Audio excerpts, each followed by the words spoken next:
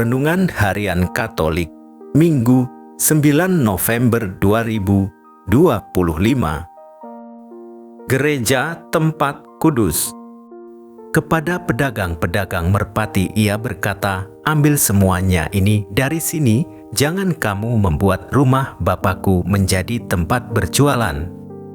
Yohanes bab 2 ayat 16. Saudara-saudara, gereja bukan sekedar bangunan tempat ibadah, melainkan gereja tempat kudus, tempat persekutuan orang-orang yang membangun hidup dalam iman kepada Kristus sebagai kepalanya. Dengan perkataan lain, gereja bukan hanya bangunan dari kayu dan batu yang mati, melainkan juga dari batu-batu hidup, yaitu kita yang membentuk rumah Allah, kediaman Roh Kudus. Tuhan Yesus dalam Injil hari ini membersihkan bait Allah dari praktik keagamaan yang salah dari bangsa Yahudi. Bait Allah yang semestinya menjadi tempat yang suci, tempat berdoa, mempersembahkan kurban, dan memuliakan Tuhan, justru didapatinya telah menjadi tempat berdagang dan berjualan. Pada hari ini kita mendengar kisah tentang Yesus mengamuk di bait Allah karena tempat suci itu telah dijadikan ajang untuk berdagang.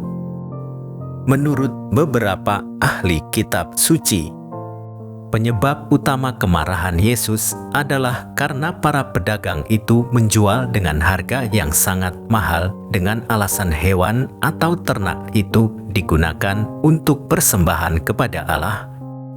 Hal ini tentu saja semakin mempersulit orang-orang miskin yang juga ingin mempersembahkan kurban kepada Allah. Gereja tempat kudus adalah suatu tempat persekutuan umat Allah berkumpul bersama untuk memuji dan memuliakan Tuhan. Seluruh aktivitas gereja diarahkan hanya pada tujuan mulia tersebut dan bukan yang lain. Melalui peristiwa pembersihan bait Allah, Tuhan mengajak kita untuk menghormati bangunan gereja sebagai tempat ibadah yang kudus, tempat mengalami perjumpaan dengan Tuhan dalam doa dan permenungan sabda serta persekutuan dengan sesama saudara dalam Kristus. Peristiwa ini juga kiranya mendorong kita untuk senantiasa membersihkan diri dari hal-hal yang tidak berkenan pada Tuhan. Dengan demikian, hidup kita menjadi layak bagi kediaman Roh Kudus dan menjadi batu-batu bagi gereja Kristus. Bangunan gereja kita yakni sebagai rumah Tuhan.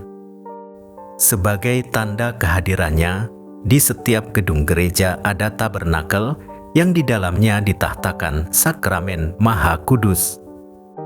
Dengan itu, kita diajak senantiasa menyadari kehadirannya lewat penghormatan dan sembah bakti. Penghormatan itu terwujud dalam tindakan-tindakan simbolis. Kita mengambil air suci manakala kita memasuki gereja.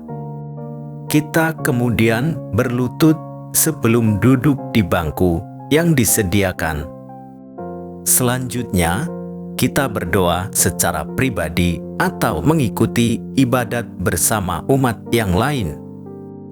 Hari ini kita merayakan pesta pemberkatan Gereja Basilika Lateran. Ini adalah gereja pertama Sri Paus di Roma yang menjadi induk dari seluruh gereja di dunia. Gereja Lateran menjadi gereja paroki bagi seluruh umat Katolik sedunia. Gereja Lateran ini sekarang dikenal sebagai Gereja Basilika Santo Yohanes Lateran karena dipersembahkan kepada Santo Yohanes Pembaptis. Kemudian sejak abad 16, Gereja Sri Paus pindah ke Basilika Santo Petrus di Vatikan, Roma. Tetapi mengenang arti gereja Basilika Lateran sebagai tanda kesatuan gereja di seluruh dunia dalam pimpinan Sri Paus, inilah kita merayakan pesta hari ini. Kita mengimani bahwa hati kita adalah tempat Allah hadir dan bersemayam.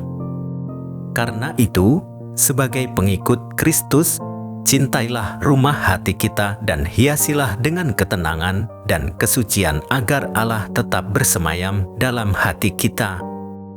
Kita tidak ingin agar pertemuan kita dengan Allah dinodai oleh suasana hiruk-pikuk, baik secara fisik maupun rohani. Marilah kita semakin meneguhkan diri dengan pengalaman rohani kita bersama Yesus, karena dengan itu pula kita makin dibentuk menjadi bagian tubuh mistik Kristus, bait Allah yang hidup sampai keabadian. Ya Yesus, bait Allah yang kudus dan setia, berbagai tantangan dan perjuangan tak pernah hilang dalam hidup kami. Semoga kami selalu diteguhkan dengan setiap pengalaman bermakna dan kekudusan yang mengarahkan hidup kami. Demikian renungan hari ini. Selamat beraktivitas. Semoga semuanya lancar, sukses, serta selamat. Tuhan memberkati.